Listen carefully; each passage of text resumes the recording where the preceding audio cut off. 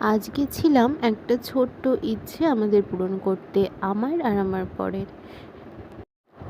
মা বাবারা যে সন্তানের জন্য সব কিছু করতে পারে, সেটা আজকে আমরা দুজনে মা বাবা হওয়ার পর বুঝতে পারলাম। আমাদের বিয়ে হয়েছে 3 বছর হয়ে গেছে। 3 বছরে কখনো মনে হয়নি যে এসি লাগাবো ঘরে, গরমে থাকতে পারছি না। কিন্তু ছেলের কষ্ট দেখে ঘরে ঘুমোতে পারে না, গরম লাগে, সেই ওর কথা ভেবেই আমরা আজকে এসিটা কিনেই ফেললাম। তারপরে এই দেখো, এসি লাগানোর পরে এই ঘরে এই অবস্থা।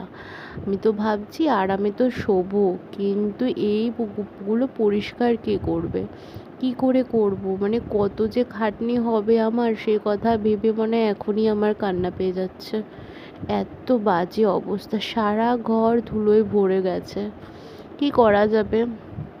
কথায় আছে না, কষ্ট করলে কেষ্ট মেলে।